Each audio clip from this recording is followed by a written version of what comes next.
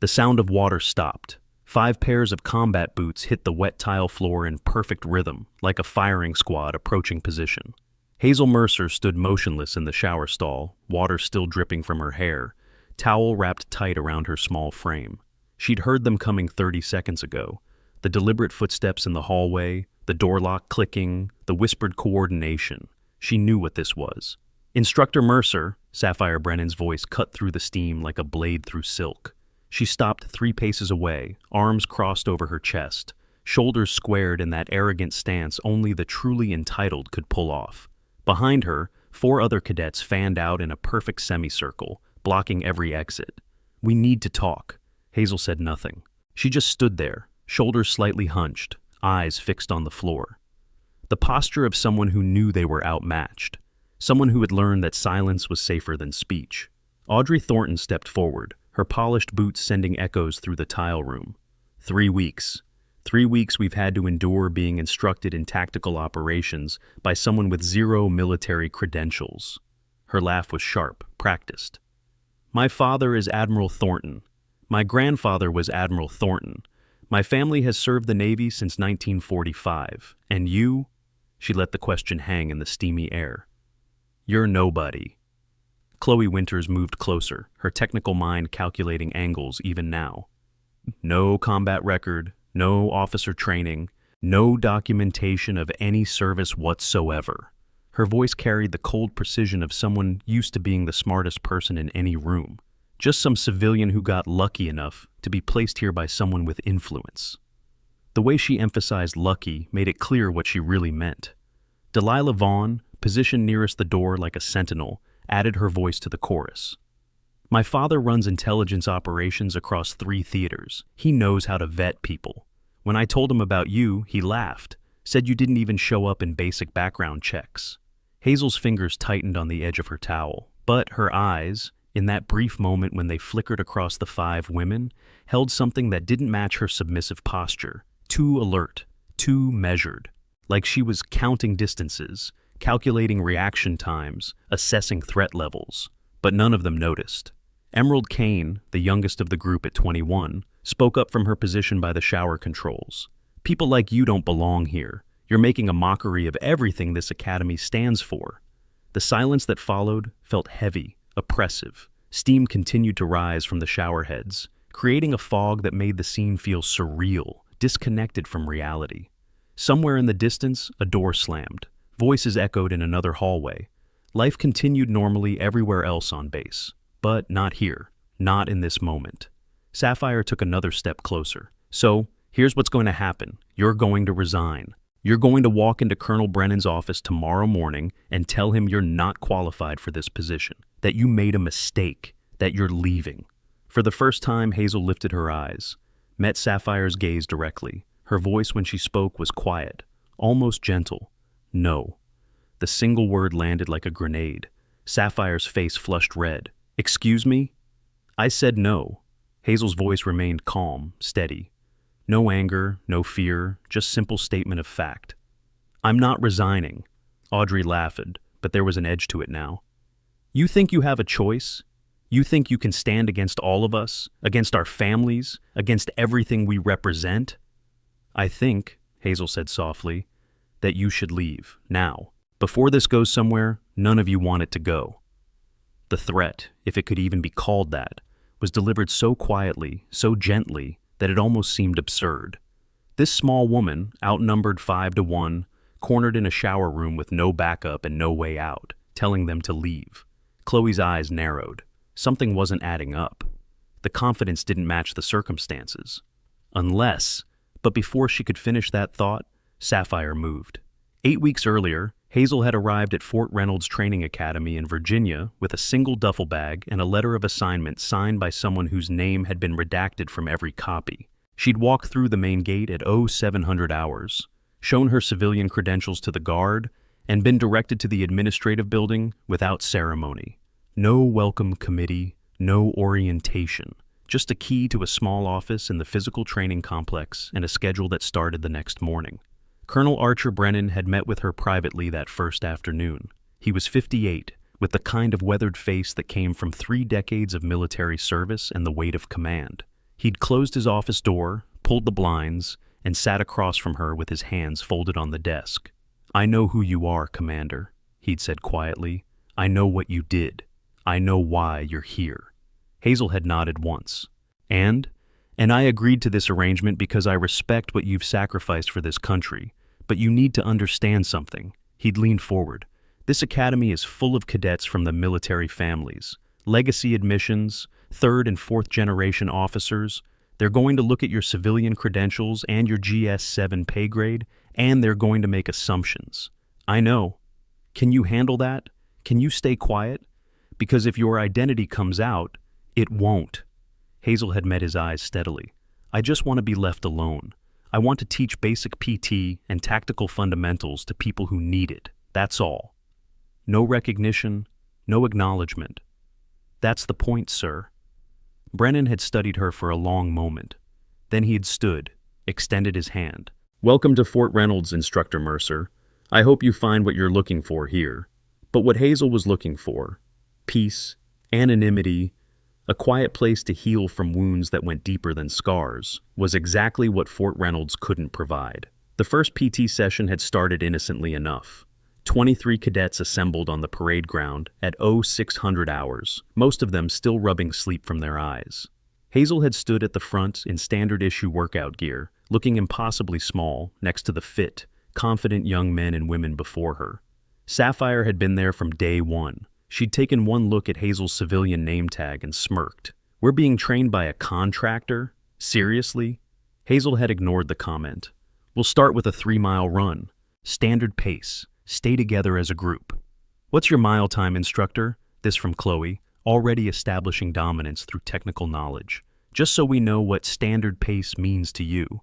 "Fast enough?" Hazel had turned toward the running track. "Let's move." The run itself had been revealing. Hazel had maintained position at the front of the pack, her breathing steady, her stride efficient. Too efficient. Several of the cadets who had started out dismissive found themselves struggling to keep up with the civilian contractor, who ran like someone intimately familiar with forced marches and tactical movement. Mason Pierce, one of the few cadets who stayed neutral in the social warfare that followed, had noticed it immediately. The way she ran wasn't athletic. It was operational, economy of movement, constant environmental awareness, head on a swivel even during routine exercise. But when Sapphire had challenged her afterward, "Lucky run, instructor. Hope you can keep up with us when it matters," Hazel had just nodded and walked away. Silent, submissive, exactly what they expected. The mess hall incident happened on day 5. Hazel had been sitting alone at a corner table, eating quickly and quietly, when Sapphire and her group had made their entrance. The mess hall held over 200 people, cadets, instructors, support staff, and the sound of their arrival cut through the ambient noise like a klaxon. "There she is," Sapphire's voice carried to every corner of the room. "Our expert tactical instructor. The woman who's going to teach us combat operations despite never having seen combat." 50 heads turned. Conversations stopped. Everyone watched. Audrey joined in, her refined accent making the mockery somehow worse. "I heard she got this position through connections. Someone high up must owe her a favor. Or maybe she's providing favors. Who knows?" The implication hung in the air, ugly and deliberate. Hazel had continued eating, eyes down, jaw tight. She'd learned a long time ago that responding to provocations only escalated them. Silence was armor. Invisibility was survival. But her knuckles had gone white around her fork. And if anyone had been watching closely, which only Mason Pierce and Lieutenant Fiona Reed were, they would have seen the way her free hand had moved unconsciously to her thigh, fingers tapping out a rhythm. 5 taps, then 2, then 1.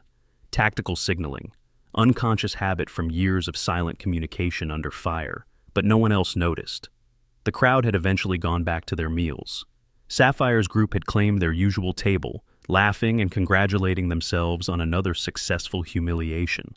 And Hazel had finished her food, cleared her tray, and left without a word. Before we continue with what happened next at Fort Reynolds, I need you to do something. Hit that subscribe button right now. Why? Because what you're about to witness isn't just another military story. This is about respect, about hidden service, about the sacrifices made by those who never ask for recognition. And if that matters to you, if you believe that real warriors don't need to advertise, then subscribe. We're building a community of people who understand that strength isn't always loud. Now, let's get back to Fort Reynolds, because things are about to escalate in ways none of those cadets expected.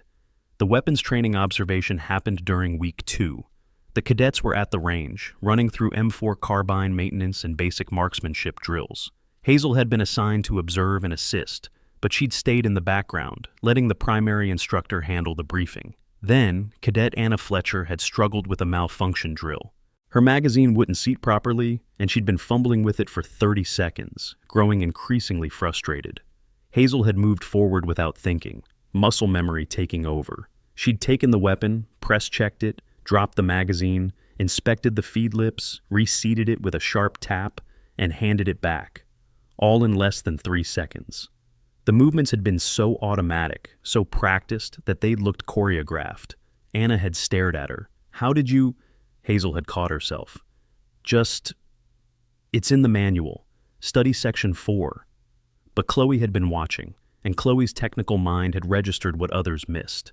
That wasn't manual knowledge. That was operational proficiency, the kind that came from thousands of repetitions under stress. "Instructor Mercer," Chloe had approached after the drill. "That was impressive. Where did you learn weapons handling like that?" "Training courses." Hazel had kept her answer vague. "Standard contractor certifications." "Which certifications? Does it matter?" "It does if you're teaching us." Chloe had smiled, but it hadn't reached her eyes. "I've completed advanced armorer training at Fort Benning. I've studied weapon manipulation under some of the best instructors in the Army. What you just did wasn't standard. That was special operations level proficiency." Hazel had felt the trap closing. "I've had good teachers." "I'm sure you have." Chloe had walked away, but Hazel had felt the gaze boring into her back, calculating, analyzing, getting too close to the truth. The night training exercise in week 3 had been equally revealing. Cadets were tasked with navigating through dense woods surrounding Fort Reynolds, using only compass and terrain features. Darkness was absolute under the tree canopy. Most pairs had struggled, getting disoriented, backtracking, wasting precious time. Hazel had been assigned to monitor the northern route, the most difficult section with heavy undergrowth and limited visibility. She'd move through those woods like water flowing downhill. No flashlight, no hesitation. Her body had adjusted automatically to changes in terrain, avoiding obstacles before they became problems, reading the landscape through sound and spatial awareness. Sergeant First Class Clover Matthews had been observing from a parallel position. She'd served 2 tours in Fallujah, had worked alongside some of the best operators the Marine Corps had produced, and she'd recognized what she was watching. She'd found Master Chief Dylan Cortez after the exercise ended. "That's not basic land navigation, that's advanced tactical movement, the kind they teach at special warfare schools." Dylan had nodded slowly, his expression carefully neutral. "I know. Does anyone else know?" "The Colonel. Me. Now you. Why is she here? Why is she letting them—" Clover had gestured toward where Sapphire and her group were publicly critiquing Hazel's amateur performance. "Why is she taking this abuse?" "Because," Dylan had said quietly, watching Hazel accept another verbal dressing down from Staff Sergeant Raymond Garrett, "she thinks she deserves it." For what? For surviving when others didn't. They'd watched Hazel's posture, submissive on the surface, but underneath something else entirely. The most dangerous woman on this entire base, allowing herself to be treated like the weakest person in it. Modern combat recovery technology has evolved dramatically over the past decade. The kind of injuries sustained in theater, the deep tissue damage, the chronic pain, the physical trauma that doesn't show on surface scans, requires more than conventional treatment. Military-grade physiotherapy devices now use targeted electromagnetic pulse therapy to accelerate tissue regeneration at the cellular level. These devices, originally developed for special operations soldiers returning from deployment, combine deep tissue stimulation with real-time biometric monitoring. The technology tracks muscle recovery, identifies inflammation patterns, and adjusts treatment intensity automatically. For veterans dealing with chronic pain from combat injuries, this represents a breakthrough in non-invasive rehabilitation that actually works. Week 4 brought the sabotage incident. Delilah had been the mastermind. Her intelligence officer father had taught her well about covert operations. She'd waited until the night before a major obstacle course evaluation, then loosened several anchor bolts on the rope climbing apparatus. Nothing obvious. Nothing that would show up in a casual pre-check. Just enough to create failure under load. Cadet Daisy Sullivan had been the unlucky one. She'd made it halfway up the rope when the anchor gave way. The fall had been brutal. 30 feet ending in impact that fractured her left arm and left her unconscious on the ground. The investigation had been immediate, and the blame had fallen exactly where Delilah had intended.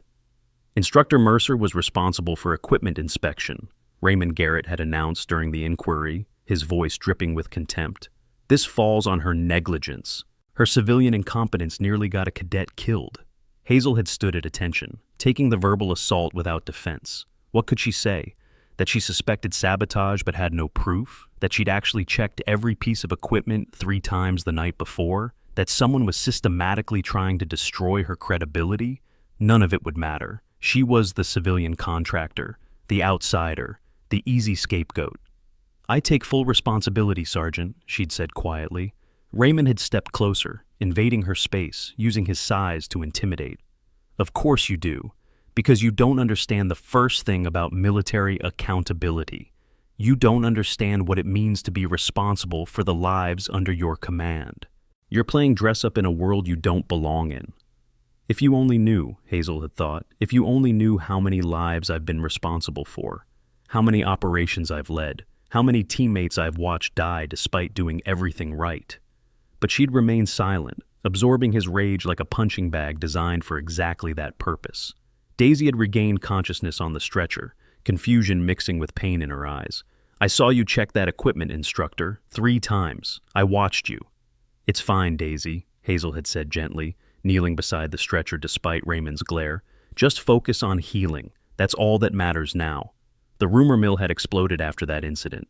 The civilian contractor was incompetent, dangerous, should never have been hired, needed to be removed before someone else got hurt, or worse. And through it all, Hazel had continued showing up, continued teaching, continued absorbing the abuse with that same quiet dignity that somehow made her tormentors even angrier. If you're still watching, you've noticed something's wrong. Those skills, that calm under pressure, that's not normal for a civilian instructor. And you're right to be suspicious. Before we reveal what Hazel really is, make sure you're subscribed. Hit that bell icon too, because part 2 is going to blow your mind.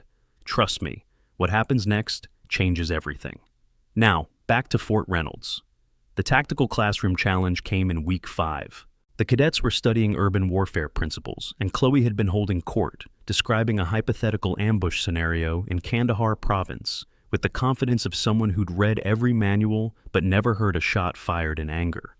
The optimal response would be immediate suppression fire, followed by flanking maneuvers through adjacent structures, she'd explained, gesturing at the tactical map displayed on the screen. Standard doctrine from the Army's Urban Warfare Manual.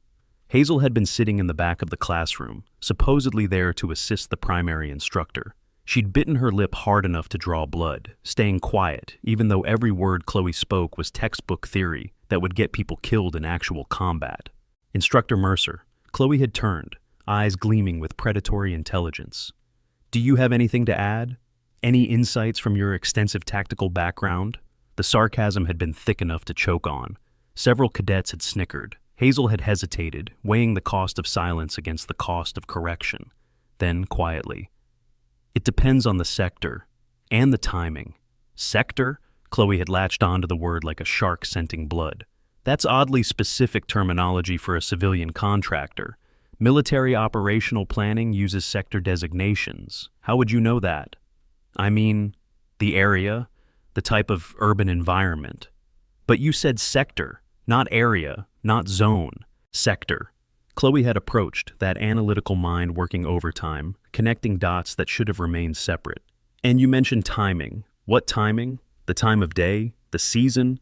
Or are you referring to something more specific, like operational tempo and enemy pattern analysis?" The classroom had gone silent, everyone watching, waiting for Hazel to either reveal herself or dig deeper into the hole. Hazel had felt sweat forming on her palms. She'd slipped, again. "I've studied the manuals, same as you." "Have you?" Chloe had stopped directly in front of Hazel's desk. Because what you're describing sounds less like manual study and more like operational experience. The way you referenced Kandahar just now, it wasn't theoretical. For a split second, your eyes went somewhere else. Like you were remembering something, like you've actually been there. I haven't. Then how do you know that standard flanking maneuvers don't work in certain sectors of Kandahar City? How do you know that some structures there have been reinforced specifically to create kill zones for anyone attempting aggressive entry? How do you know that the optimal response is actually to establish a defensive perimeter and call for QRF support while waiting for aerial reconnaissance? Because I was there, Hazel had thought. Because I spent 8 months in that city. Because I know every alley, every compound, every place where the Taliban like to set their ambushes. Because I've called in those airstrikes and coordinated with those quick reaction forces and watched buildings collapse under precision ordnance. But she'd said none of that. Instead, lucky guess based on general principles. Chloe had smiled coldly, the expression not reaching her eyes. Right, lucky guess. Funny how you keep getting lucky with things that require years of specialized training and operational experience to know. She'd walked back to the front of the classroom, but the damage was done. The seed of suspicion had been planted in rich soil, and it was growing roots. Week 6 brought another public humiliation. Raymond Garrett, emboldened by the sabotage success and Hazel's refusal to defend herself, decided to make an example during morning formation. Over 200 cadets assembled on the parade ground at 0600 hours, standing in perfect ranks under a sky just beginning to lighten. Raymond had called Hazel forward, made her stand at the front, facing the entire formation like a criminal before sentencing. Cadets, I want you all to see what happens when someone without proper military background tries to function in a military environment. His voice had carried across the grounds, echoing off nearby buildings. Instructor Mercer here represents everything we're trying to prevent: civilian oversight, lowered standards, the erosion of military excellence that's been the backbone of this nation's defense for over 2 centuries. Hazel had stood there, eyes forward, breathing steady, hands clasped behind her back in a modified parade rest. But those hands had been trembling slightly, not from fear or shame, but from the monumental effort of controlling rage that threatened to consume her. She's a cautionary tale, Raymond had continued, warming to his theme. A reminder that not everyone is cut out for this life, that service requires more than just showing up and collecting a paycheck. It requires heritage, dedication, bloodline, a willingness to sacrifice everything for something greater than yourself. The irony had been so profound that Lieutenant Fiona Reed, watching from the medical building window, had actually laughed out loud, a sharp, bitter sound that had startled the nurse beside her. But no one else on that parade ground had caught it. Sapphire had been smirking from her position in the front rank, arms crossed, satisfaction radiating from every line of her body. Audrey had looked like justice itself was being served, her refined features arranged in an expression of righteous vindication. Chloe had been watching with those analytical eyes, still trying to solve the puzzle that was Hazel Mercer, still collecting data points that didn't quite fit the narrative. Only a few people had noticed the wrongness of the scene. Mason Pierce had been recording on his phone, some instinct telling him that something important was happening, even if he didn't understand what. Dylan had been standing in the shadows near the administrative building, arms crossed, jaw so tight his teeth ached.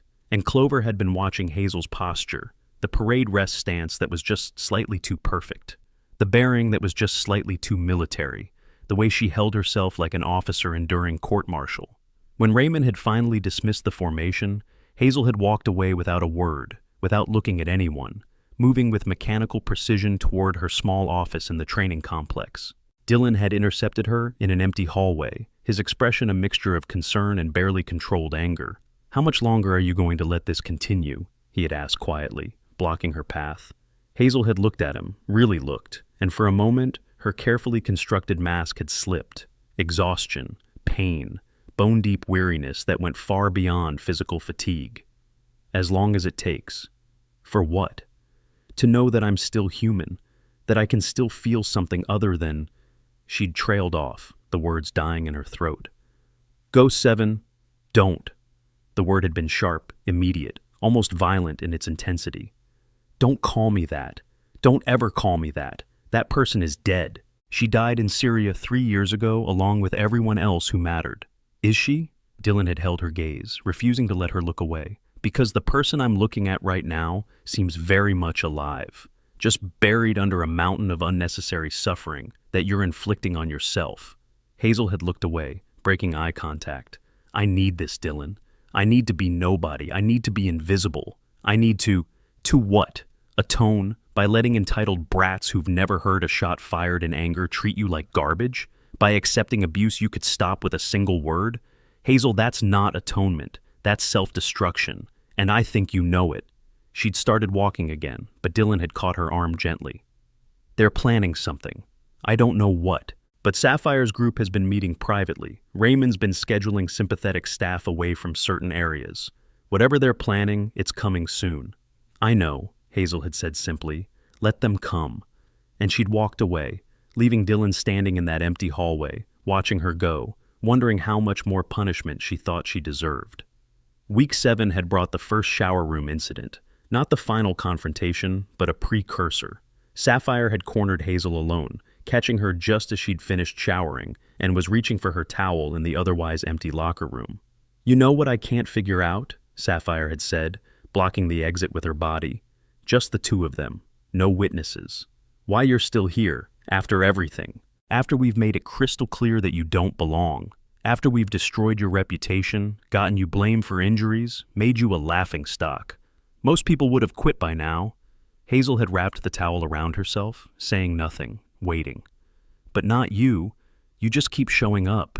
Keep taking the abuse. Like you think eventually we'll get tired or give up or decide you're not worth the effort. Sapphire had moved closer, invading personal space. We won't.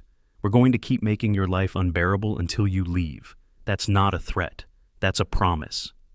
And in that moment, as Sapphire had reached out to push Hazel's shoulder, not violently, but enough to make a point, the towel had slipped slightly, just a few inches. Just enough to reveal the top of Hazel's left shoulder. Sapphire had glanced down, frowned at what looked like the edge of a tattoo. Is that military ink? Hazel had pulled the towel back up quickly, her heart suddenly racing. Old mistake from when I was young. Looks like military insignia. It's not. Just a bad decision I made years ago. But Sapphire had seen something. Not enough to identify, not enough to understand, but enough to file away in memory. Enough to add to the growing pile of inconsistencies. The tactical knowledge, the weapon proficiency, the navigation skills, the operational terminology, that didn't quite add up to anything coherent yet, but suggested something was very wrong with their assumptions. Whatever, Sapphire had said, stepping back. Just remember, you don't belong here, and soon everyone will know it. Everyone will see you for what you really are, a fraud who somehow conned her way into a position she's not qualified for. She'd left. And Hazel had stood there for a long moment, hand pressed against her shoulder, where the golden trident was hidden beneath her skin. The mark she'd earned with 12 years of blood and sacrifice and loss. The insignia that represented everything she'd once been, everything she was desperately trying to forget. Stop, right here. If you haven't subscribed yet, do it now. Why? Because in the next 5 minutes, you're going to witness the most shocking reveal in military storytelling. That trident tattoo you're about to see, it represents something so elite, so dangerous, that only 1% of 1% ever earn it. Subscribe now. You don't want to miss what happens next. Week 8 had opened with Colonel Brennan being called to Washington, D.C. for an emergency briefing. He'd stopped by Hazel's office before departing, his expression troubled. I don't like leaving you without cover, he had said, closing the door behind him. Raymond's been pushing boundaries, getting more aggressive, and Sapphire's group has been meeting privately. Intelligence suggests they're planning something. I'll be fine, sir. Will you? He'd studied her face, seeing things she tried to hide. Because you're looking worn down, Hazel. Thinner, older. This arrangement we made when you came here, maybe it's not working.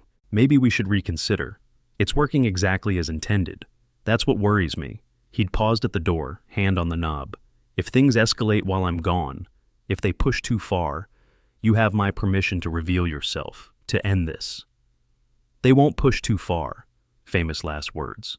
Raymond had noticed Brennan's departure within the hour, had made calls, had arranged schedules, had systematically positioned every sympathetic instructor, Dylan, Clover, Fiona, to distant parts of the base for various administrative reasons. Equipment inventory, medical supply inspection, weapons range maintenance, had effectively isolated Hazel. It hadn't been subtle, but it had been effective. The afternoon training session had been routine. Basic PT drills in the gym, nothing unusual, nothing that would raise suspicion. Hazel had dismissed the cadets at 1600 hours, headed to the instructor locker room to shower before evening administrative duties. The women's facility was supposed to be empty at this time. Most female instructors had day shifts that ended earlier. Most female cadets were at afternoon classes or study sessions. But Sapphire had been watching, waiting, planning this moment for days. She'd gathered her group, Audrey, Chloe, Delilah, Emerald, and they'd moved with coordinated purpose toward the gym complex. 5 against 1. Isolated location, no witnesses, Raymond ensuring no one would interrupt. The perfect opportunity for a final confrontation, for forcing Hazel's resignation through intimidation, for ending this embarrassment to everything they believed military service should be. They had no idea what they were about to unleash. Hazel had stripped down, stepped into the shower stall, let the hot water run over her body. The scars were visible to anyone who looked. She never looked at them anymore herself, but they were always there. The puckered bullet wound on her right rib cage, where an insurgent's round had punched through body armor. The shrapnel pattern across her left thigh from an IED that had killed the Afghan interpreter standing 3 feet away. The surgical scars from fragments removed during emergency field surgery in a medical tent. The rope burns on her palms that had never quite healed from countless fast rope insertions. The water had been therapeutic. For 3 minutes, she'd let herself relax fractionally, let some of the tension drain away, let her guard down just slightly in this one moment of privacy. Then she'd heard the door open. 5 pairs of boots, deliberate steps, the lock clicking shut. Her body had tensed immediately. Threat assessment automatic and instantaneous. 5 hostiles, confined space with limited maneuverability. No weapons available. Single exit now blocked. Tactically disadvantageous position. Multiple opponents with youth advantage. But she'd forced herself to stay calm, to not react, to continue playing the role she'd been playing for 8 brutal weeks. The submissive civilian, the incompetent contractor, the woman who didn't belong. She'd turned off the water with deliberate slowness, reached for her towel, wrapped it around herself with hands that didn't shake despite the adrenaline beginning to flood her system, stepped out of the stall with measured movements. And there they were, arranged in that perfect semicircle, blocking every exit point. Faces set with determination and righteous anger and absolute certainty that they were in the right, that they were defending military excellence against civilian mediocrity, which brought them full circle to this moment, to Sapphire's ultimatum, to Hazel's quiet refusal, to the point where everything was about to change. "You think you can just say no to us?" Sapphire's voice had risen, echoing off the tile walls, steam still swirling between them. "You think you have any power here? Any leverage? You're nothing. Nobody. A civilian playing dress-up in a military world?" Hazel had remained still, watching, calculating. The distance to the nearest exit, the relative combat capabilities of each opponent, the probability of extraction without casualties, the escalation patterns, the threat assessment, all the old training firing on automatic despite 3 years of retirement, despite swearing she was done with that life, despite everything. "Last chance," Sapphire had said, taking another step forward. "Resign, tomorrow morning. Walk into Colonel Brennan's office and quit, or we make your life so unbearable, so miserable, so humiliating that you'll beg to leave." No. The single word again, quiet, immovable as mountains. Sapphire's face had flushed deep red, rage finally breaking through the veneer of control. "Then I guess we do this the hard way." She'd stepped forward rapidly, reached out with both hands, shoved Hazel hard against the tile wall, the impact echoing through the enclosed space. And everything changed. Hazel's body had reacted before her conscious mind could stop it. 12 years of close-quarters battle training taking over without conscious thought. Weight shifted automatically onto her back foot, absorbing the impact. Arms came up in a perfect blocking position. Textbook special operations defensive doctrine. Stance widened into combat posture. Center of gravity dropping, balance perfect. Every movement precise, efficient, deadly. The towel slipped, fell to the floor, and there, on Hazel's left shoulder blade, clear as daylight, impossible to miss or misinterpret, was the golden trident. the SEAL insignia, the Budweiser, the most recognizable symbol in naval special warfare, the mark that only the absolute elite ever earned. Below it, in precise black text that had been inked by the same artist who'd done dozens of Team Guys, Operation Neptune Spear, 05/02/2011. The date that every military person in America knew, the mission that ended Osama bin Laden, the operation that only SEAL Team 6 had conducted, the moment that changed history. For 3 full seconds, nobody moved, nobody breathed. The world seemed to stop rotating. Then Emerald Kane stumbled backward, hand flying to her mouth, eyes going wide with shock and dawning horror. Oh my God! That's a SEAL trident. The whisper broke the spell like shattering glass. Audrey's eyes had gone wide, scanning the rest of Hazel's exposed body with growing horror. The 6-inch scar on her right ribcage, the pattern unmistakably from an AK-47 round that had somehow not killed her. The shrapnel scars on her left thigh, clustered in the signature pattern of an IED blast. The bullet wound scars on her upper back, through and through shots. Entry and exit wounds that would have killed anyone without immediate trauma care and luck. No, Audrey breathed, her face going pale. No, that's not possible. You can't be. Chloe's analytical mind had been working overtime, putting pieces together at lightning speed. The weapon proficiency, expert-level handling. The tactical knowledge, operational experience, not book learning. The navigation skills, special operations training, the terminology, insider language, the movement patterns, combat-proven techniques. It all made sense now. Perfect, terrible, devastating sense. She couldn't have been there. Chloe's voice trailed off as reality crashed into assumption. Operation Neptune Spear, that was SEAL Team 6. Only the best of the best. Only, outside in the hallway, Raymond Garrett had been walking past, making his rounds, ensuring his carefully arranged isolation was holding. He'd heard raised voices from the women's locker room, had moved toward the door to investigate, thinking perhaps a fight had broken out.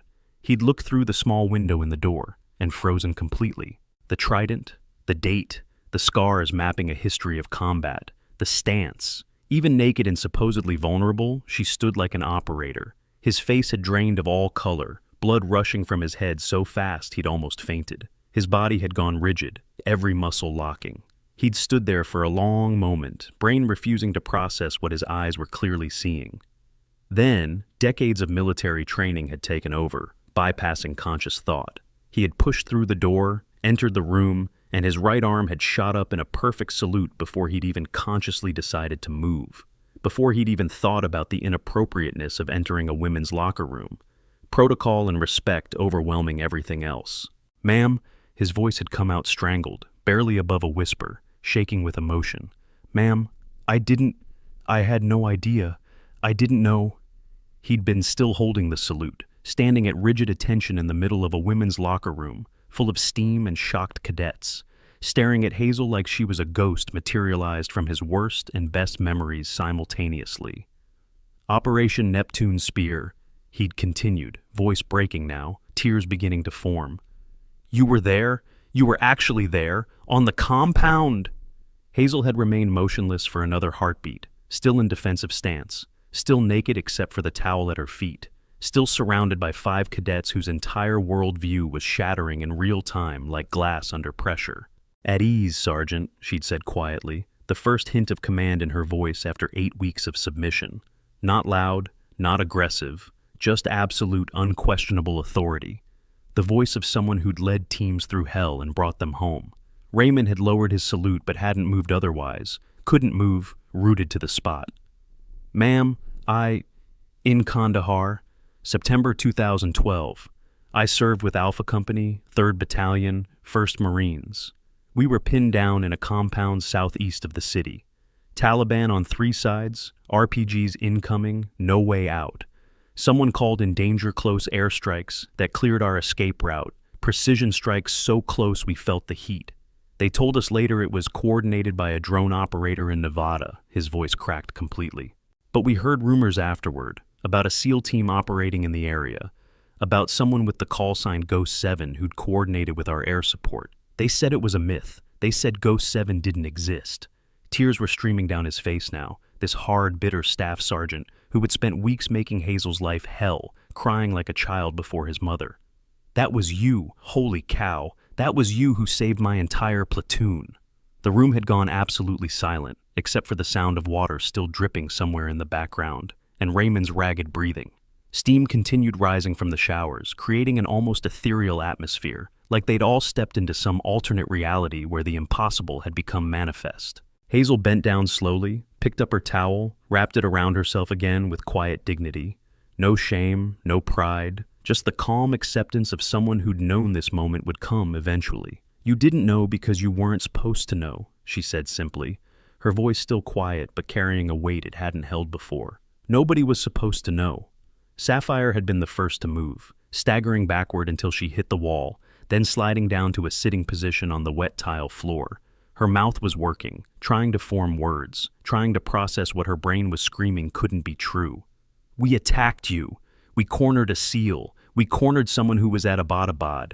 You didn't know," Hazel repeated, as if that simple fact explained everything and absolved everything. "But you let us."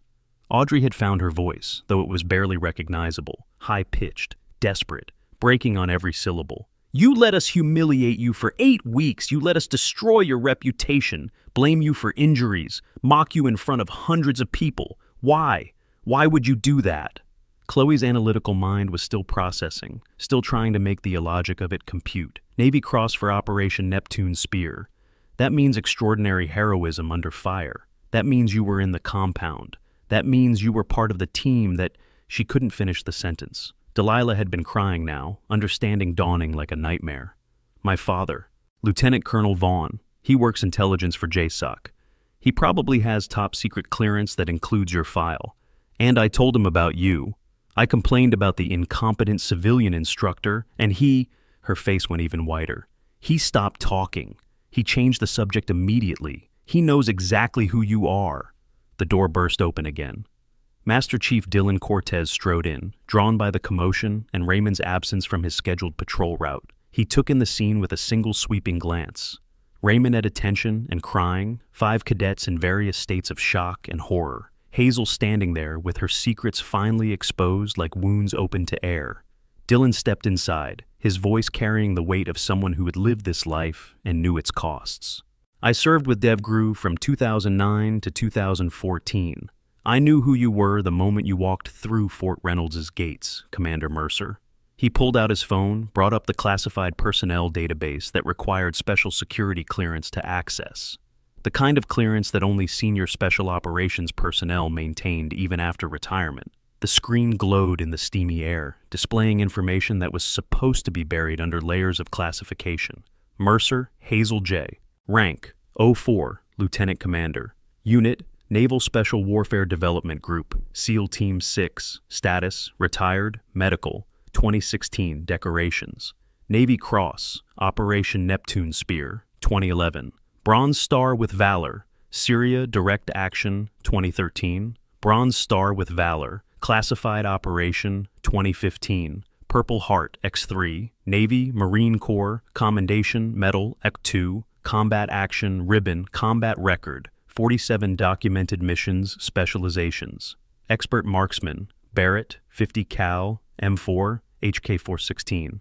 Halo, HAHO, Certified. Combat Medic, Qualified. Advanced Tactical Driving, Language Qualified, Arabic, Pashto, Farsi, Russian, French, Spanish. Sergeant, First Class Clover Matthews appeared in the doorway behind Dylan, having followed him from the training grounds. She looked at the scene, at Hazel's exposed shoulder, and her expression shifted from concern to recognition to something like vindication. "I knew it," she said, her voice carrying across the shocked silence. "I served 2 tours in Fallujah. I've worked alongside Force Recon, Marine Raiders, and, yes, a few SEAL teams. I knew those weren't civilian movements. That's Tier 1 operator training. You can't fake that kind of muscle memory." Mason Pierce had materialized in the hallway outside, phone already out, recording everything. This would be all over the base within minutes, the truth spreading like wildfire through a communications network that thrived on gossip and scandal. Lieutenant Fiona Reed pushed through the growing crowd, saw Hazel standing there with everything finally revealed, and tears immediately started streaming down her face. Not tears of shock or horror, but of pride mixed with profound sadness. "I've known for 6 weeks," Fiona said, her voice thick with emotion. "I'm a medical officer. I've treated enough combat casualties to recognize the wound patterns. IED shrapnel has a specific signature. AK-47 rounds create distinctive trauma. And those rope burns on your hands, those only come from one thing." She looked at the cadets. Fast rope insertions. Dozens of them. Maybe hundreds. The silence stretched like a wire pulled taut, ready to snap. Then Raymond, still standing at rigid attention, spoke again. "I called you a civilian who didn't understand military discipline."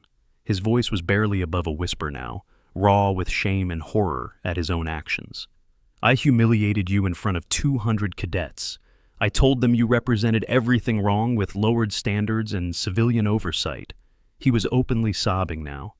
"You have more combat time than everyone in my chain of command combined. You're a living legend. You've done things I can't even imagine. And I treated you like you didn't know better," Hazel interrupted gently. "Because you didn't. That was the point." "But why?" This from Sapphire, still sitting on the floor, her voice small and broken. "Why would you let us do this to you? Why wouldn't you just tell us? Why would you hide something like this?" Hazel looked at her for a long moment. When she spoke, her voice carried a weight that made everyone in the room feel the burden she'd been carrying. "Because I needed to remember what it felt like to be human, to feel something, even if that something was pain and humiliation. Because after 12 years of operations, after watching teammates die, after doing things that haunt me every single night, I couldn't feel anything anymore. I was numb, empty, and I thought maybe if I could feel people's contempt, their mockery, their anger, maybe that would prove I was still capable of feeling." The admission hung in the air like smoke. "3 of my teammates died in Syria," she continued, her voice remaining steady through what had to be enormous emotional pain. "August 17th, 2015. We were extracting a high-value target from a compound outside Raqqa. Intel said the building was clear of hostile forces. It wasn't." She paused, and for the first time her voice wavered slightly. "Lieutenant Marcus Webb took 3 rounds covering our exit. He had a wife and 2 kids, 7 and 5 years old. Petty Officer First Class Alicia Chen caught shrapnel from an RPG while pulling me out of the kill zone. She was supposed to get married in 3 months. Her fiancé was a Marine Raider. Hospital Corpsman Second Class David Foster bled out from a severed femoral artery before the medevac could reach us. He was 23 years old, had just been accepted to medical school. The details landed like hammer blows, real names, real people, real consequences.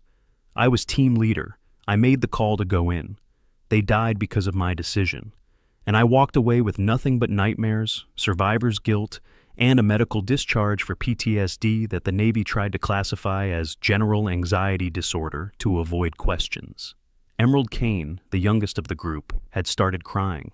"We didn't know. We couldn't have known." "You weren't supposed to know," Hazel said again. "Colonel Brennan and I had an agreement. I could work here under civilian credentials. I could teach basic PT and tactical fundamentals. And in exchange, I could be nobody. I could be invisible. I could try to be human again instead of being Ghost 7, the operator who couldn't die no matter how many bullets came her way." "Ghost 7, Raymond repeated, the call sign clearly meaning something to him. "In Kandahar, when we were extracted, someone on the radio said, 'Ghost 7 sends her regards.'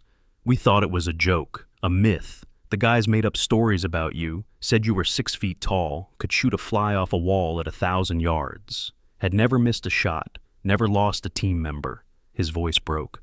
"But you did lose people, and you're not 6 feet tall. You're real, and you've been here the whole time, and It's done," Hazel said, cutting him off with quiet authority. "It's over. All of you, leave, now." Command voice, officer voice. The voice that had led teams through hell and brought them home. No room for argument or negotiation. Sapphire tried to speak, to apologize, to do something to make this right. "Ma'am, not now." 2 words, absolute finality. They scrambled for the exit. All 5 cadets, stumbling over each other in their assault to escape, crying, their worlds completely upended. Everything they had believed about military service, about who deserved respect, about what strength looked like, all of it shattered in a single moment of revelation. Only Raymond remained, still at rigid attention, tears still streaming down his weathered face. "I'm turning in my stripes," he said, his voice hoarse. "I don't deserve to wear them. Not after what I did. Not after how I treated you." "That's not your decision to make, Sergeant," Hazel replied, her tone firm but not unkind. "That's for Colonel Brennan and the review board to decide." "But, ma'am—" "Dismissed, Sergeant." He saluted one final time, sharp and perfect and absolutely heartbroken. Then he fled, leaving Hazel standing there in that steam-filled locker room, surrounded only by Dylan, Clover, and Fiona, the three people who had known all along and tried to protect her from this moment. "Well," Dylan said after a long silence, "so much for staying under the radar." Hazel looked down at her shoulder, at the trident that had finally been revealed after 8 weeks of careful hiding. "Yeah, so much for that." Outside, they could hear running feet, raised voices, phones ringing. The news was spreading through Fort Reynolds like a wildfire in dry brush. The ghost had been exposed, the legend had been proven real, and there was no going back now. Within 20 minutes, Colonel Brennan's phone had exploded with calls from Washington. Within an hour, he was on a military flight back to Virginia, cutting his DC briefing short.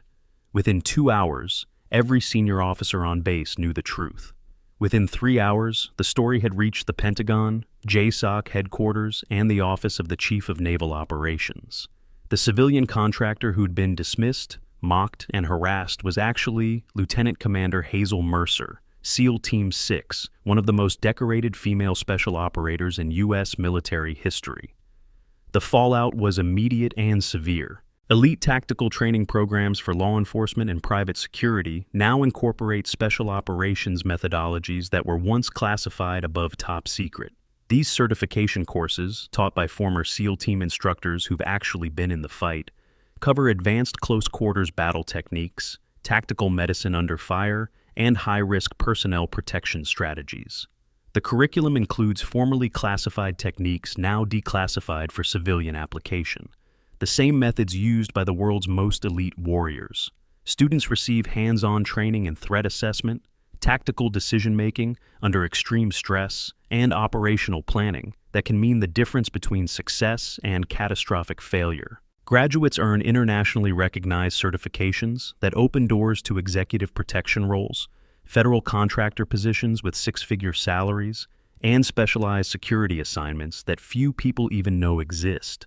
Investment in elite training means investment in a high-demand career that serves those who've served. Hazel had dressed quickly after Dylan cleared the locker room, pulling on her instructor uniform with hands that still trembled slightly, not from fear or shock, but from the sudden collapse of 8 weeks of carefully constructed invisibility. The armor she'd built, the submissive posture, the quiet acceptance, the deliberate smallness, had been stripped away in seconds. She stood alone in front of the mirror, staring at a reflection that seemed like a stranger. Too exposed, too visible, too much herself again. Fiona had stayed, sitting on the bench, giving space but refusing to leave. "You need to talk to someone who isn't me. A professional. Someone who specializes in PTSD and survivor's guilt. I'm fine." "You're not fine. You haven't been fine since Syria. Probably since before then." Fiona's voice was gentle but relentless. "This whole arrangement, letting them abuse you, hiding who you are, accepting humiliation you could stop with a single word.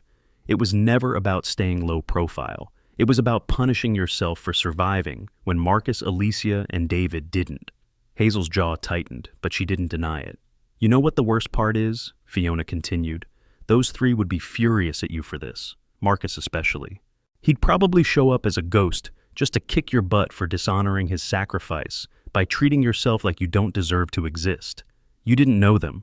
"No, but I know operators. I've treated enough of them, talked to enough families, attended enough funerals, and every single one of them, every warrior worth the title, would say the same thing. Surviving isn't a crime. Living isn't betraying the dead. And you need to start believing that before it destroys you completely." Before Hazel could respond, Colonel Brennan burst through the door, his dress uniform still perfect despite the emergency flight, his face a mixture of concern and barely controlled fury, not at Hazel, but at the situation. "My office, now." He looked at Fiona. "You too, Lieutenant, and Dylan. We need witnesses, and we need a medical officer present for what comes next. They walked through corridors that had gone silent at their approach. Cadets pressed against walls, staring with expressions ranging from awe to shame to confusion. Some saluted, awkward, uncertain, not sure if civilian instructors warranted military courtesy, but knowing that SEAL Team 6 commanders absolutely did. Others just watched with wide eyes, trying to reconcile the mousy instructor they'd dismissed with the legendary operator she actually was. Hazel kept her eyes forward, back straight, moving with the precise bearing of an officer, even though she'd been retired for 3 years. The muscle memory never left, the training never faded. She was Ghost 7 again, whether she wanted to be or not. Brennan's office was already crowded when they arrived. Dylan stood at attention near the window. Clover waited by the door, her face grave. And in the center of the room, 5 cadets sat in chairs arranged like defendants before a tribunal. Sapphire, Audrey, Chloe, Delilah, Emerald, all looking like they'd been crying for hours. All wearing expressions of absolute devastation and dawning understanding of how badly they'd miscalculated. Staff Sergeant Raymond Garrett stood in the corner, no longer wearing his rank insignia, having literally removed the stripes from his uniform in a desperate gesture of contrition. "Sit," Brennan ordered, gesturing to an empty chair. Hazel sat. Then he turned to the cadets, his voice carrying the weight of 30 years of command authority. "In 8 weeks, you 5 have engaged in systematic harassment, sabotage resulting in serious injury to Cadet Sullivan, defamation of character, and today, assault. The assault alone, cornering an instructor in a locker room with no witnesses and no escape route, would be grounds for immediate dismissal from this academy and dishonorable discharge." He pulled up formal disciplinary reports on his screen, turned the monitor so everyone could see. "I've already spoken with your families. Major General Thomas Brennan, no relation to me, was contacted regarding his daughter's actions." He looked at Sapphire. His response was, and I quote, "If my daughter attacked a SEAL Team 6 operator, she deserves whatever punishment you deem appropriate. The Brennan name will not protect her from consequences she's earned." End quote. Sapphire's face crumbled. Admiral Thornton, he continued, looking at Audrey, expressed similar sentiments with the added note that his daughter would be stripped of all family recommendation letters and would have to earn her way into any service branch on her own merit, if any branch will have her after this. Audrey stared at her hands, shoulders shaking. "The parents of Cadets Winters, Vaughn, and Kane have all indicated they will not interfere with whatever punishment this academy determines is appropriate." Brennan turned to Hazel, his expression softening slightly. "Commander Mercer, you have the right to press charges, criminal and military. What happened in that locker room constitutes assault under UCMJ Article 128. The sabotage that injured Cadet Sullivan could be prosecuted as Article 108, destruction of military property resulting in bodily harm. The sustained defamation campaign could fall under Article 134, general article covering conduct prejudicial to good order and discipline." He paused, letting the weight of potential consequences sink in. These charges would end their military careers before they began. Court-martial, dishonorable discharge, federal prosecution, criminal records that would follow them for life. Probably prison time given the severity and coordination of the offenses. The room was absolutely silent except for quiet sobbing from Emerald, the youngest and least culpable of the group. "However," Brennan continued, "the decision is yours, Commander. You're the victim here. What happens next is your call." Every eye in the room turned to Hazel, waiting, hoping, dreading.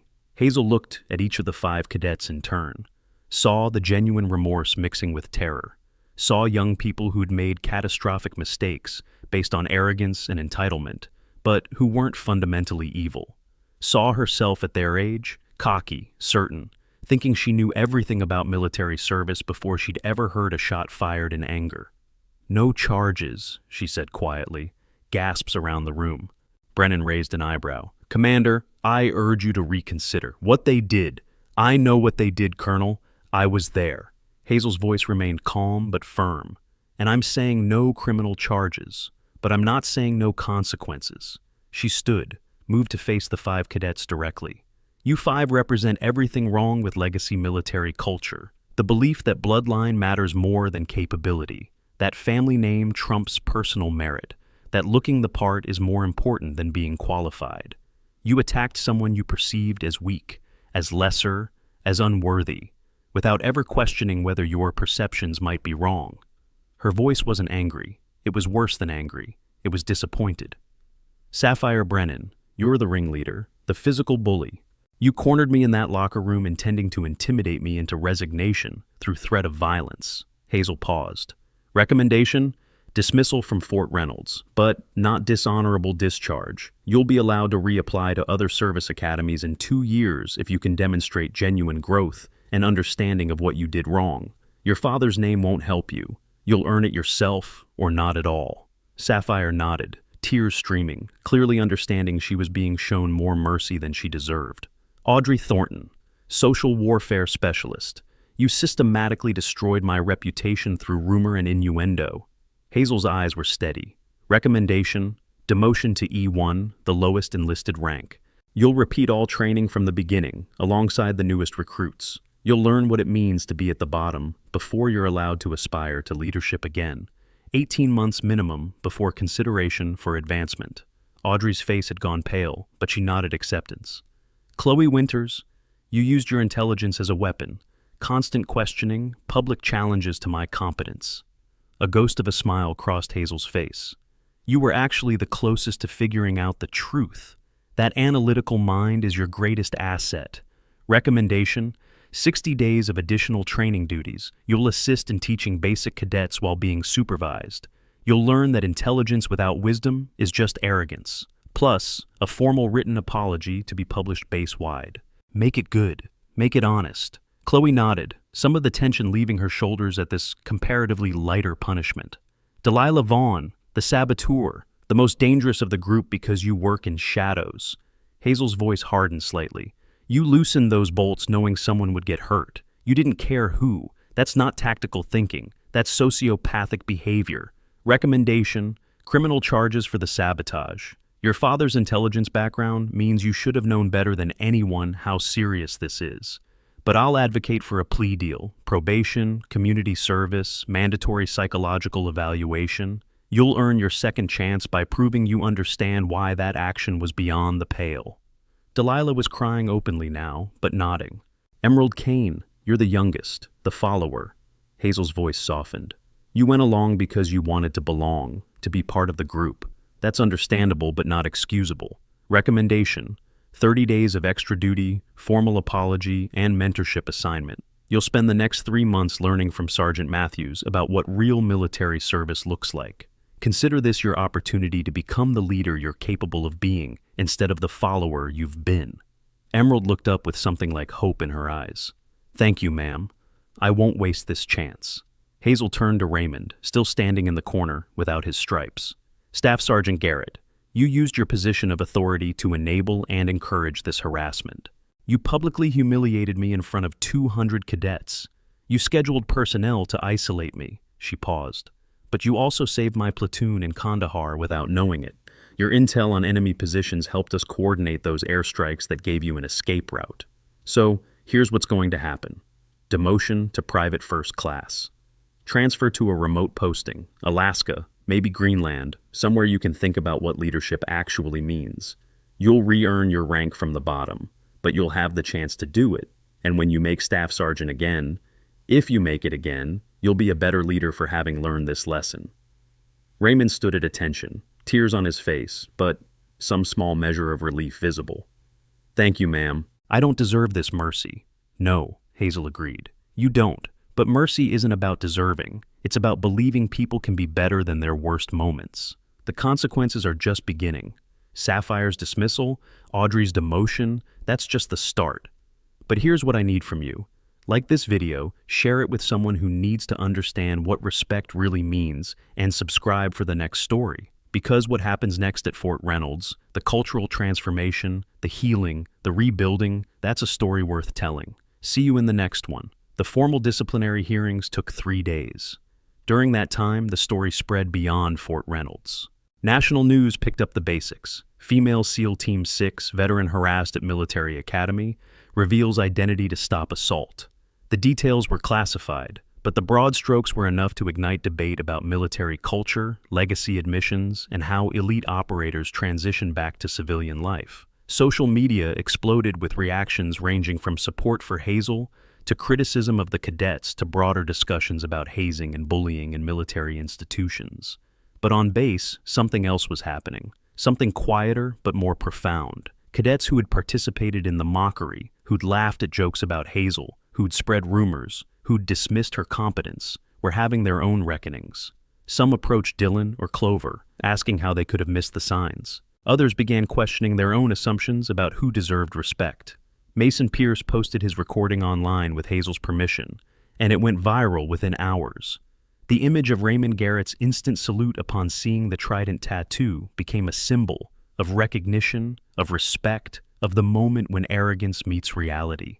Cadet Daisy Sullivan, recovered from her injury, sought Hazel out on the fourth day after the revelation. She found her in the small office in the training complex, working on basic lesson plans as if nothing had changed. "Ma'am?" Daisy stood in the doorway, hesitant. "Can I talk to you?" Hazel looked up, gestured to a chair. "Of course. How's the arm?" "Healing. Medical says I'll be cleared for full duty in 6 weeks." Daisy sat kabawiksi, hands folded in her lap. "I wanted to thank you for what you did. When I got hurt, you were the only instructor who seemed to actually care. Everyone else was worried about liability and paperwork. You stayed with me until the ambulance arrived. You held my hand. Anyone would have done the same." "No, ma'am. They wouldn't have. Most of the instructors were already distancing themselves from you because of the rumors, but you stayed." Daisy paused, "And I wanted to ask, would you train me? Really train me? Not just basic PT, but the real skills. I want to learn from someone who's actually done this, not just people who have read the manuals." Hazel studied the young woman before her, 19 years old, earnest, determined, reminded her of someone, herself maybe, at that age. "Why?" she asked Jesse simply.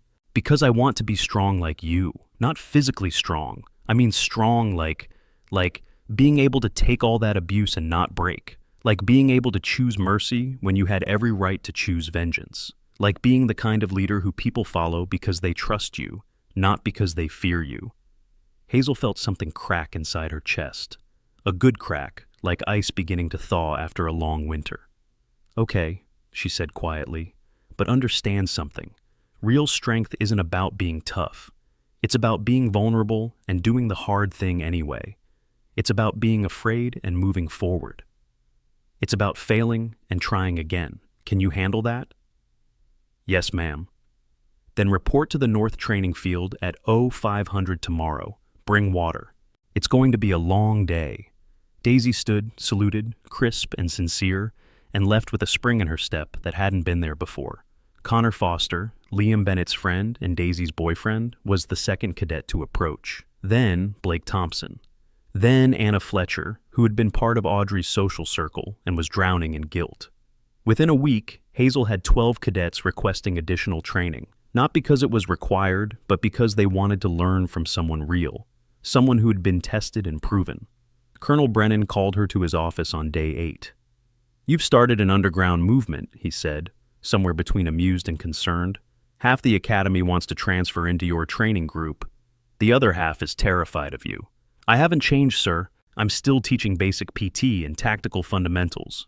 "No, Commander, you've changed everything." He turned his computer screen to show her something, an email from the Pentagon. "The Chief of Naval Operations wants to know if you'd consider coming back to active duty, not operational, training. They want to create an elite instructor program using DevGru-level standards. You'd be the director." Hazel's stomach clenched. "No. That was my assumption. But there's another option." He pulled up a second document. "Senior Combat Tactics Advisor. Civilian position, GS-14 pay grade. You'd advise on curriculum development, train select instructor candidates, mentor high-potential cadets. No command responsibilities, no deployment risk. You stay here at Fort Reynolds, keep doing what you're doing, but with official backing and the resources to do it right." She considered it. The title was bureaucratic camouflage, a way to keep her involved without putting her back in uniform, without the trigger of rank and command responsibility that would drag her back into memories she was still learning to live with. I'd still be in the background, she asked. As much as possible, though I think you've learned that complete invisibility isn't going to work anymore. What about the cadets, the ones I'm training? They'd be formalized as a special training detachment. Call it the Advanced Leadership Development Program, if you want something official sounding. But everyone will know what it really is. The program taught by Ghost 7. Hazel closed her eyes, feeling the weight of that call sign after 3 years of trying to leave it behind. But maybe that was the point. Maybe she couldn't leave it behind. Maybe Ghost 7 wasn't something to escape, but something to integrate. Part of who she was, not the entirety of her identity. I'll think about it, she said. You have 48 hours. Then I need an answer for Washington. 6 months later, Fort Reynolds looked different. Not physically. The buildings were the same, the parade grounds unchanged, the obstacle courses still challenging. But the culture had shifted in ways both subtle and profound. Sapphire Brennan had left quietly, accepting her dismissal with more grace than anyone expected. Rumor had it she was working as a civilian contractor, training security personnel, and had applied to officer candidate school, not using her father's name, but on her own merit. Audrey Thornton was excelling as an E1, having discovered that being at the bottom of the hierarchy taught her things 4 generations of admirals in her family never could. She'd sent Hazel a letter, the formal written apology that had been required, but also something more, a genuine acknowledgement of failure and a commitment to growth. It was published base-wide, and it was honest enough to hurt reading. Chloe Winters had completed her 60 days of teaching duties and discovered she was actually good at instruction, patient with struggling cadets, able to break down complex concepts. She'd asked Hazel if she could stay in the teaching rotation even after her punishment ended, permission granted. Delilah Vaughn had taken a plea deal, as recommended. 6 months of probation, 200 hours of community service, mandatory therapy. The psychological evaluation had revealed some troubling patterns, a need for control born from trying to live up to her father's impossible standards. She was working on it, slowly, painfully, honestly. Emerald Kane had flourished under Clover's mentorship, discovering a passion for combat medicine. She'd asked Hazel about the path to becoming a special operations medical technician. The conversation had lasted 3 hours. Raymond Garrett was in Alaska, serving at a remote communications outpost. He sent monthly emails, progress reports on his journey back to staff sergeant. He was currently at corporal, having earned 2 promotions through exceptional performance. His emails were humble, thoughtful, showing a man genuinely changed by confronting his own capacity for cruelty. And Hazel? She had accepted the senior combat tactics advisor position. She worked from the same small office, wore the same civilian clothes, taught the same basic skills. But now she had 12 dedicated students, the Advanced Leadership Development Program, known informally as Ghost Company. Daisy Sullivan was the star pupil, surprising everyone, including herself. Blake Thompson showed promise as a tactical planner. Anna Fletcher was becoming a skilled medic. Connor Foster had natural leadership abilities he was just beginning to discover. They trained at 0500 every morning, advanced PT, combat tactics, tactical medicine, weapons proficiency. But also, and this was Hazel's addition, ethics, decision-making under pressure, how to lead when there's no good choice, how to live with the consequences of command. She taught them skills, but more importantly, she taught them wisdom, the kind that only came from experience, from mistakes, from loss. Dylan and Clover helped with the training. Fiona provided medical oversight and psychological support. Colonel Brennan watched from a distance, satisfied that he had made the right call, keeping Hazel at Fort Reynolds despite the chaos her presence had created.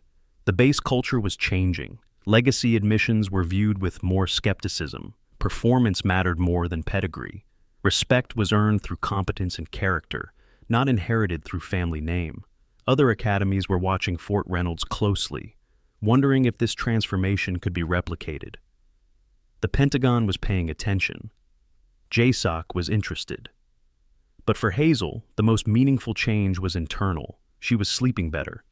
The nightmares came less frequently. The survivor's guilt hadn't disappeared, might never disappear, but it had loosened its grip slightly. She'd started therapy with Dr. Sherry Caldwell, the military psychologist who'd noticed things early on. The sessions were difficult, forcing Hazel to confront trauma she'd buried deep. But slowly, painfully, she was healing. Marcus Webb's wife had reached out after the story went national.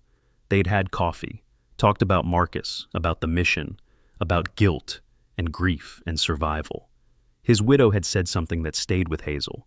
Marcus would want you to live, really live, not just exist. That's how you honor him, by being present for the life you still have. Alicia Chen's fiancé, the Marine Raider, had said something similar when they'd met at a memorial service. Alicia believed in the mission. She knew the risks. Don't dishonor her sacrifice by treating your survival as a crime. David Foster's parents had been harder. Their son had been so young. But even they, in time, had expressed something like understanding. Teach others what David would have learned if he'd lived. Pass on what you know. That's how he lives on. So, that's what she did. Every morning at 0500, she taught young cadets the skills they'd need to survive. The tactics, the techniques, the mindset, but also the costs, the sacrifices, the reality that sometimes you do everything right and people still die. That leadership means carrying the weight of those losses forever. She didn't sugarcoat it, didn't glorify it, just presented the truth as clearly and honestly as she could. And they listened, really listened, because they knew she'd earned the right to speak. One evening, as the sun set over Fort Reynolds, Hazel stood alone in the training field where she'd first been dismissed and mocked. The same ground where Raymond had humiliated her in front of 200 cadets. She was scheduled to give a speech tomorrow, a formal address to the entire academy about leadership, respect, and military culture.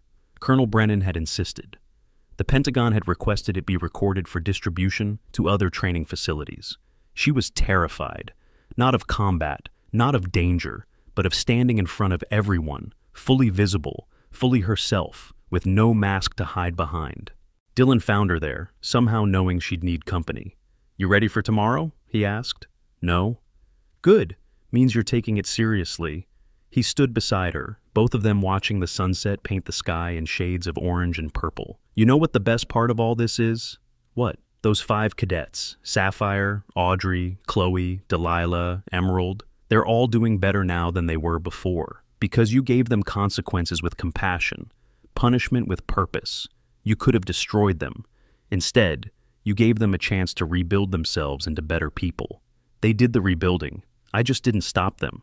That's leadership, Ghost 7, knowing when to step back and let people find their own strength." They stood in comfortable silence for a while. Then Hazel spoke again, her voice quiet but clear. "I think I'm going to be okay. Eventually. It's still hard. I still have bad days. Still have nightmares about Syria. Still feel guilty for surviving when they didn't. But I think maybe I'm starting to understand that living isn't betraying them. That surviving isn't a crime. That I can honor their memory by being present for the life I still have." "Marcus would approve," Dylan said. "He always said you were too hard on yourself, that you carried the weight of the team like Atlas carrying the world. He'd want you to put some of that weight down. I'm trying. I know. We all see it, and we're proud of you. Not Ghost 7, the legendary operator. Hazel Mercer, the human being who's learning to live again." The sun finished setting. Stars began to appear. Somewhere in the distance, cadets were running evening drills, their voices carrying across the parade ground. Life continued. The base rotated. New students arrived. Graduates departed. And Hazel was part of it, not as a ghost, not as a legend, but as herself.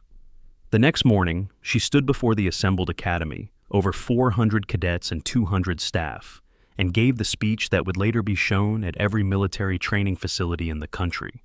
She spoke about respect, about how it's not inherited or demanded, but earned through character and competence, about how the strongest warriors are often the quietest, about how military service isn't about glory, posterity, or family legacy, but about sacrifice and dedication to something larger than yourself.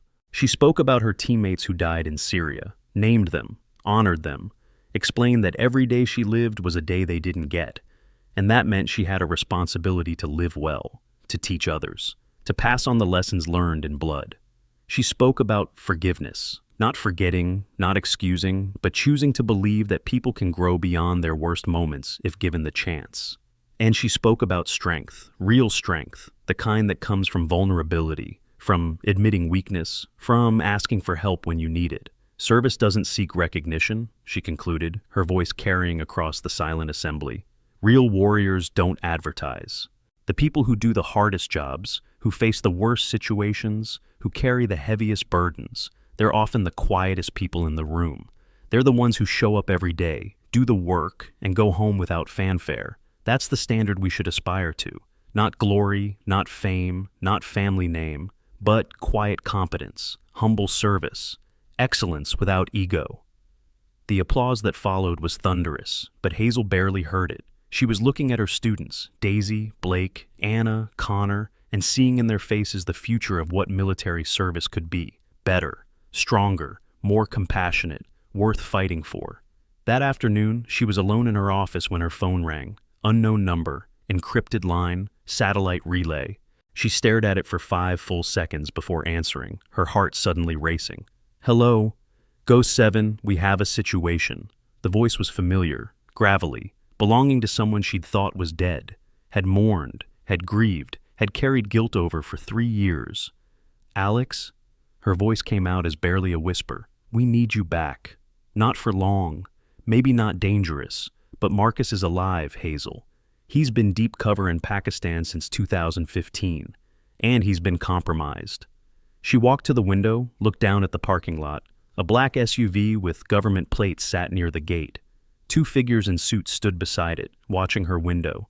She recognized their stance. Special Activities Division operators. CIA's paramilitary wing. "That's not possible. I saw the casualty report. I attended the memorial service. Classified operation. We had to make everyone believe he was KIA, including his family, including you. Now his cover's blown and we need someone he trusts to extract him. Someone who knows the terrain. Someone who can move through Pakistan without raising flags." She opened her desk drawer with trembling hands. Inside was Marcus Webb's dog tag, the one that should have been buried with him, except that it had shown up in her mail 3 days ago with no return address. The metal was pristine, too pristine, recently issued. "When?" she asked, knowing the answer, knowing she'd already made the decision. "Wheels up in 2 hours. Extraction team is waiting. Pakistan border, no official record, no backup beyond the team, just like old times." She looked at the wall behind her desk, at the photo of her old SEAL team. Marcus in the front row, Alicia beside him, David at the end. All smiling, all young, all supposedly dead or retired. But maybe not all dead. Maybe there was still work to do. Maybe Ghost 7 wasn't retired after all. Maybe some missions never ended. Maybe some brothers never died. "I need to make a call," she said. 2 hours, Hazel. That's all the time we have." She hung up, stared at the phone, stared at the dog tag, stared at the photo. Then she picked up her desk phone and dialed Colonel Brennan's extension. "Sir, I need emergency leave. Family emergency. Starting immediately." There was a pause.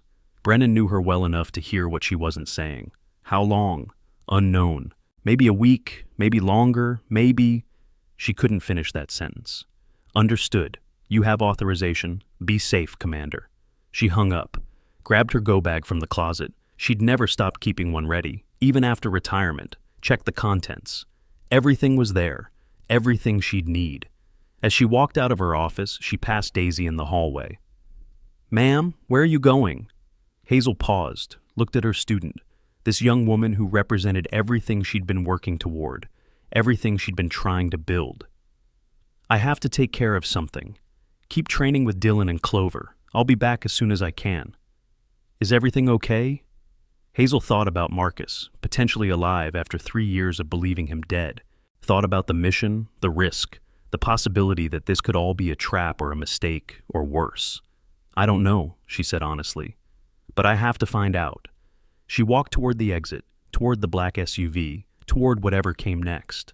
Behind her, the life she'd built at Fort Reynolds continued. Her students would train, her lessons would be taught. The culture change she'd sparked would keep spreading. She'd built something good here, something that mattered, something that would last even if she didn't come back. And maybe that was the point.